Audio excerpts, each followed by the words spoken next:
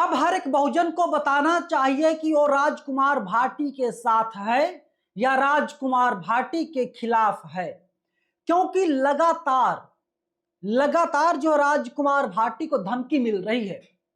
सबसे पहले जो मैंने आपको वीडियो दिखाया उसमें आपने साफ तौर पर देखा अनिल मिश्रा नामक आदमी खुलेआम राजकुमार भाटी के गले को उतारने की बात कर रहा है।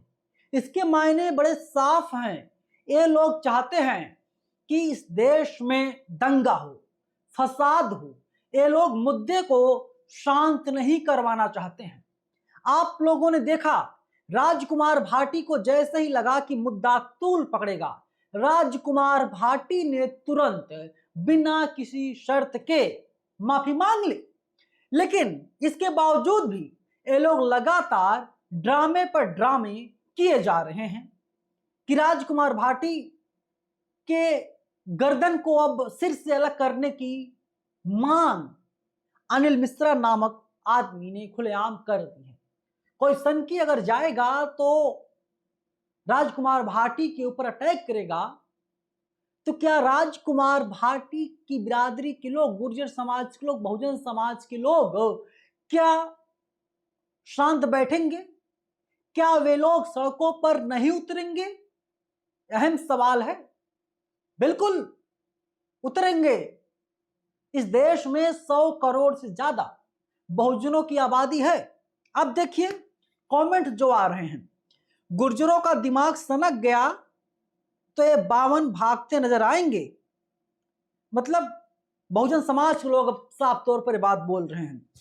सत्य चौधरी कहते हैं कि क्या इस जातिवादी, मनुवादी, सामंतवादी, नफरती और आतंकी सोच वाले पर भाजपा सरकार द्वारा कोई ठोस कार्रवाई होगी? अगर यही बात कोई पिछड़ा, दलित, आदिवासी बोलता तो भाजपा के संगी सड़कों पर आतंक मचा देते हैं।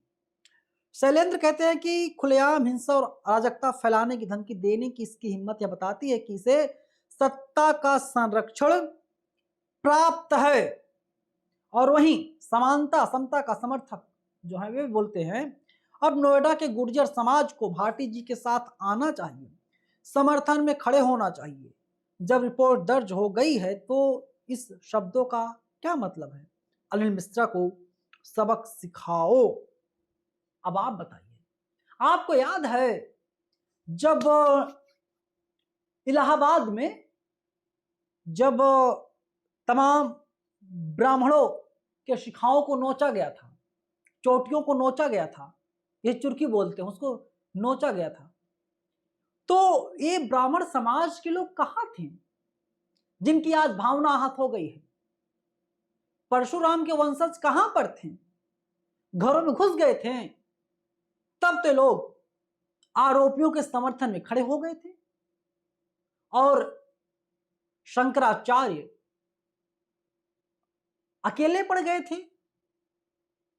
लखनऊ में उन्होंने प्रोग्राम किया, उसमें ज्यादा लोग पहुंचे ही नहीं। दिल्ली कूच की बात कही थी, वो भी ठंडे बस्ते में चला गया।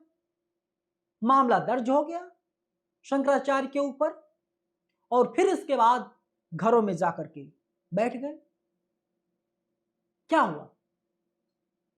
अगर उस मामले को लेकर के सरकार के खिलाफ ये लोग सड़कों पर आ जाते तो नजारा कुछ और होता। मतलब जब कोई बहुजन, कोई गरीब दोहे के रूप में कुछ बात बोल दे, क्या कोई बात गलती से निकल जाए, तो लोग हंगामा खड़ा कर देते हैं। लेकिन जब कोई सरकार, जब कोई ताकतवर आदमी के ऊपर आरोप लगे तो सब लोग चुप हो जाते हैं। इसे कौन सा पन कहते हैं? कमेंट बॉक्स में बताइए आप लोग। आगे बढ़ते हैं, बताते हैं अब आपको। जब जो है कि देखा था उत्तर प्रदेश में किस प्रकार से पंडिताइन के पेशाब से पवित्र किया गया था, आपको याद है ना? तो तब ये लोग कहां चले गए थे? ये लोग साफ तौर पर बोल रहे हैं कि जो हम लोग बोले, जो हम लोग कहें वही सही है, बाकी सब कुछ गलत है। दुनिया में कुछ और सही ही नहीं है। राजकुमार भाटी एक विद्वान आदमी है, विद्वान प्रवक्ता है। राजकुमार भाटी के समर्थन में इस वक्त समाजवादी पार्टी खुल करके खड़ी है। आप वकील हैं अनिल मिश्रा जी, आप अदालत जाइए, कोर्ट के पास जाइए, कानून के पास जाइए, जा करके मुकदमा दर्ज करवाइए, गिरफ्तार करवाइए। और खबर आ रही है कि मुकदमा भी दर्ज हो चुका है। लेकिन किसी को जान से मारने की धमकी देना, दिलवाना कहां तक ठीक है? फिर से अनिल मिश्रा को सुनिए। यह है अनिल मिश्रा का बयान। इनको जी कहना भी अब ठीक नहीं लगता, क्योंकि कानून में आस्था इनकी नहीं है। यूजीसी आया और किस प्रकार से लोग बिलबिलाने लगे, चीखने लगे, तिलमिलाने लगे।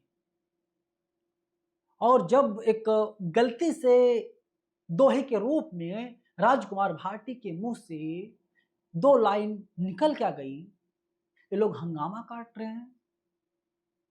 आप सोचिए, जब तमाम दलित महिलाओं को वेश्यावृत्ति में धकेला जाता है,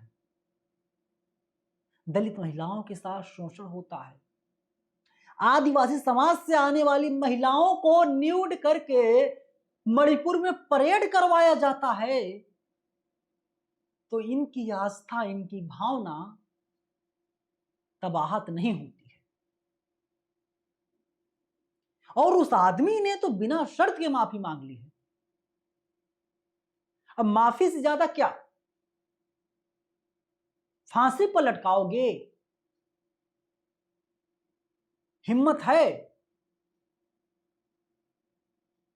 और अगर ये कहना कि गर्दन को सिर से अलग कर दो, तो इसका मतलब साफ है कि खुला खेल फर्रुखाबादी यहां पर चल रहा है, दबा करके यहां पर चल रहा है।